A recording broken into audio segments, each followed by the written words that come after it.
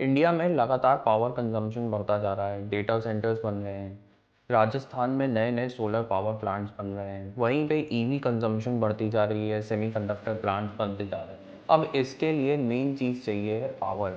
अब पावर आएगा कहाँ से? पावर बनता तो जा रहा है, लेकिन उसको ट्रांसमिशन करने के लिए हमारे पास वो कैपेसिटी ही नहीं है। तो पावर जनरेशन तो सेट है, पर इन सब जगहों तक इलेक्ट्रिसिटी जाएगी कैसे?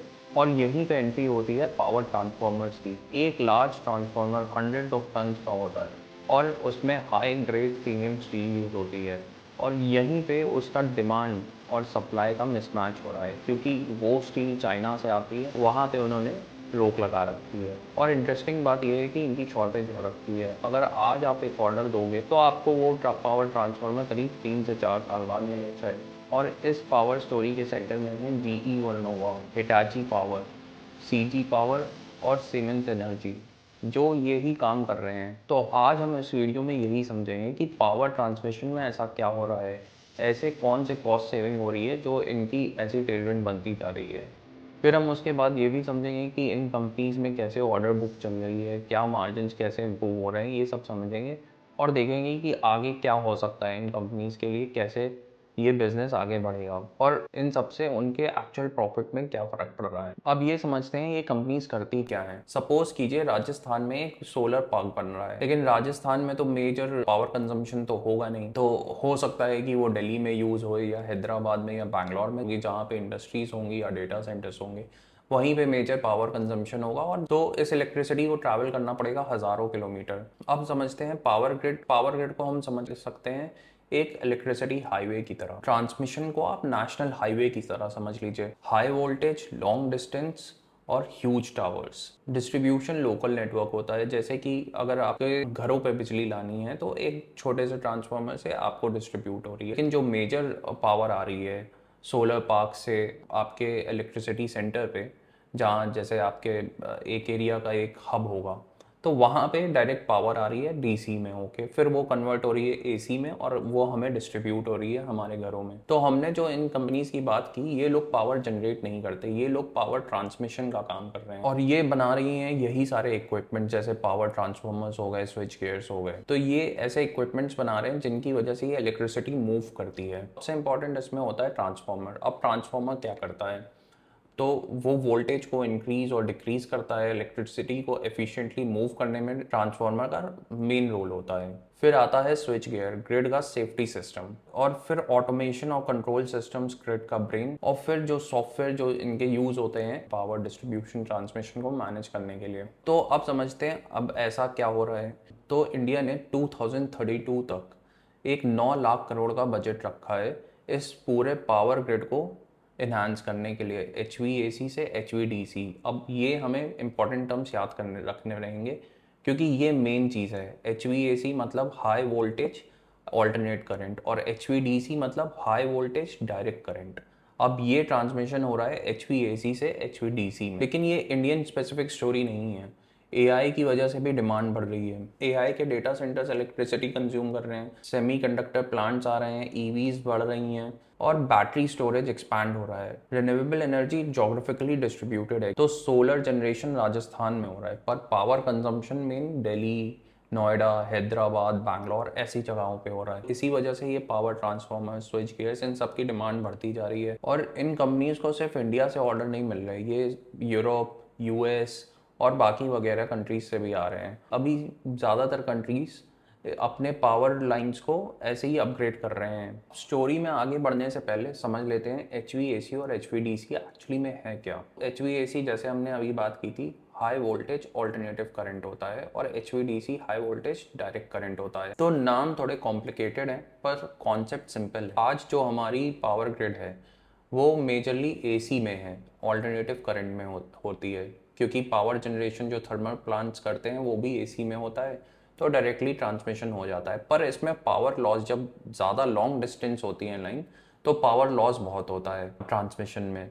इसको आप नॉर्मल हाईवे समझ लीजिए, लेकिन HVDC वहीं पे एक्सप्रेस हाईवे की तरह है, जहाँ पे पावर लॉस बहुत कम हो जाता है अगर लॉन्ग डिस्टेंसेस पे हो। तो इसका ब्रेक इवन बोलते हैं यूजली 600 किलोमीटर से अगर ज़्यादा रेंज होगी तो HVDC ज़्यादा अच्छा रहता है ट्रांसमिशन के लिए। दूसरी चीज़ है कि जो सोलर जो एनर्जी बनती है या विंड एनर्जी बनती है वो डायरेक्ट करंट होती है, तो उसमें कोई आपको कन्वर्जन भी नहीं करना है। इसीलिए इंडिया में HVDC लाइंस बहुत इंपॉर्टेंट है। एक तो जो हमारा रिन्यूएबल एनर्जी का जो परसेंटेज ऑफ पावर जनरेशन है वो बढ़ता जा रहा है, अभी करीब 50% है और आगे जाके वो और बढ़ जाएगा।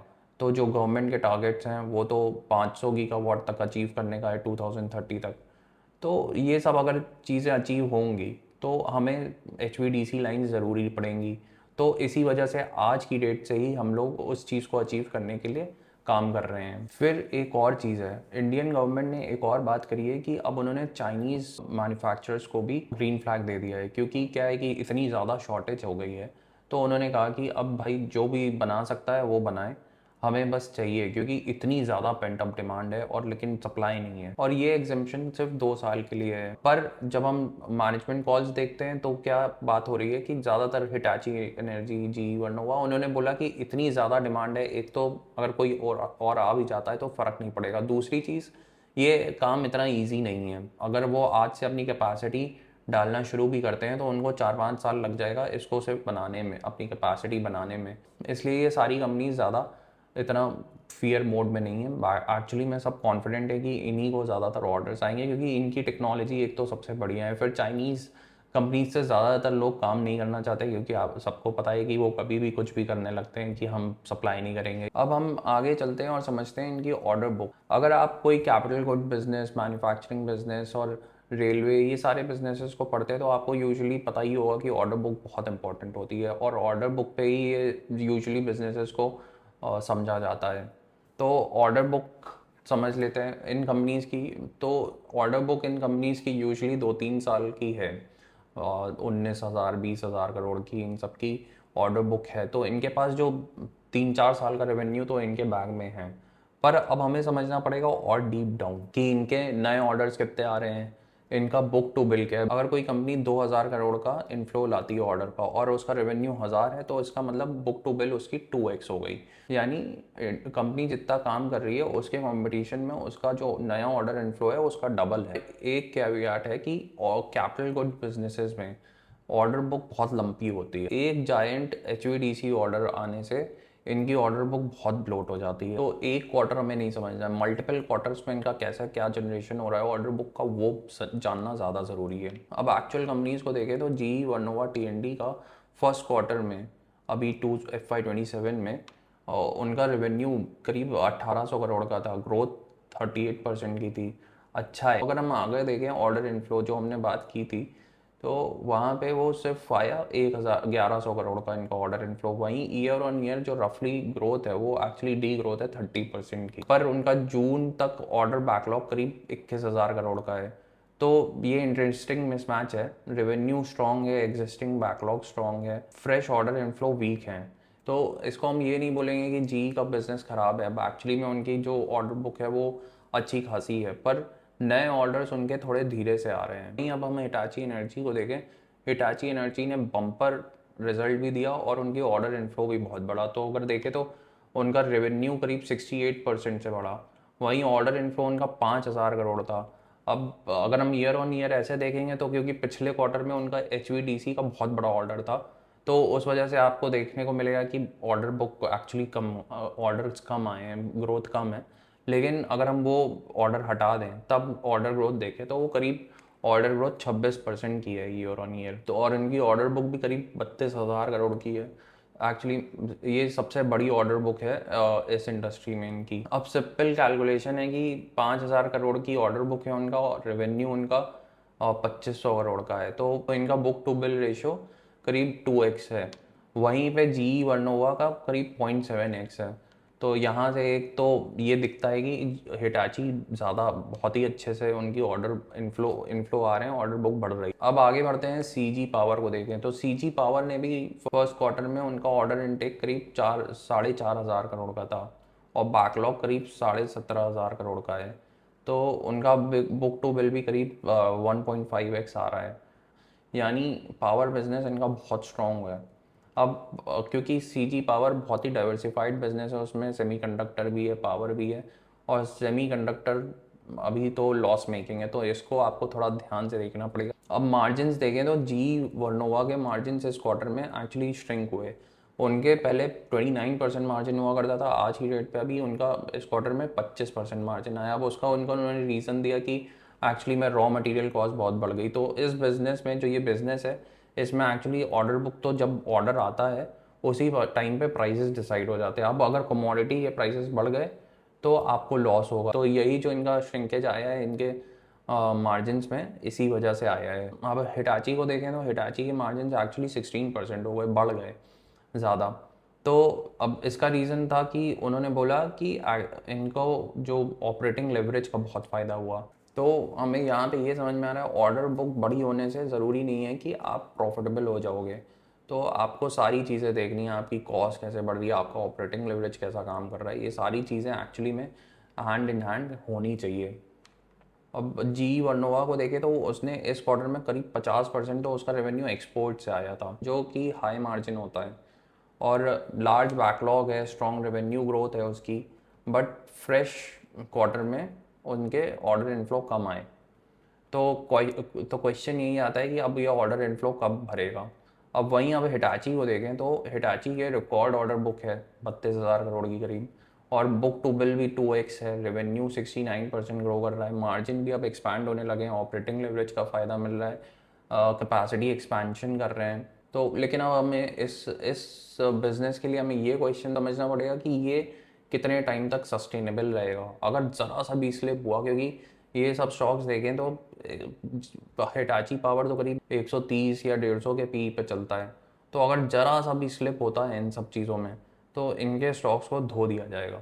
तो ये दो बिजनेसेस हैं जो मेन पावर ग्रिड एक्सपेंशन में एक्चुअली पार्ट ले रहे हैं। अब क्वेश्चन तो यही बनता है कि इन चारों में कौन सा सबसे बढ़िया बिजनेस है।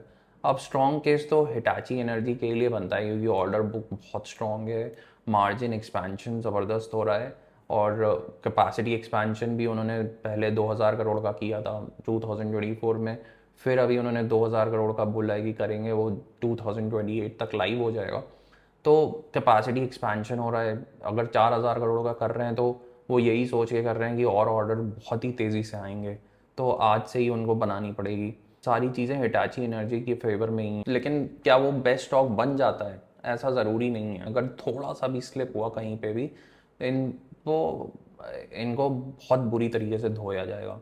अभी हमने देखा ही कि अगर ये फ़िलहाल 39,000 तक चल रहे थे, फिर ये करीब 32,000 तक आ गया। मेजर ब्रोकरेजेस की भी रिपोर्ट देखें तो सब यही कोट कर रहे हैं कि 30,000 इसका टारगेट प्राइस है। तो अब सब ने एक्चुअली टारगेट प्राइसेस रिवाइज करके इनके नीचे ही कर रखे हैं। स्टॉक खरीदने के टाइम हम सिर्फ बिजनेस नहीं खरीद रहे हैं, हम एक्सपेक्टेशंस को खरीदते हैं। अगर एक्सपेक्टेशन अब यहाँ से और बढ़ती हैं तो ज़रूर से ये स्टॉक का ये 50,000 हो जाए, लेकिन अगर एक्सपेक्टेशन नहीं मैच करती तो कोई ये स्टॉक 20,000 तक आ जाए। कंक्लूजन में यही आता है। तो एक्चुअली में आपको देखना क्या है, order book, new order inflow, margin expansion, revenue कितनी तेज़ी से एग्जीक्यूट हो रहा है, कितना ग्रोथ हो रही है, और सप्लाई बढ़ने पे क्या मार्जिन सस्टेनेबल हैं। और लास्ट चीज़ कि जब चाइना की कंपनीज आ रही हैं तो क्या इनके ऑर्डर्स कम हो रहे हैं, क्या इनको बहुत ही ज़्यादा compete करना पड़ रहा है अपने ऑर्डर्स लाने के लिए।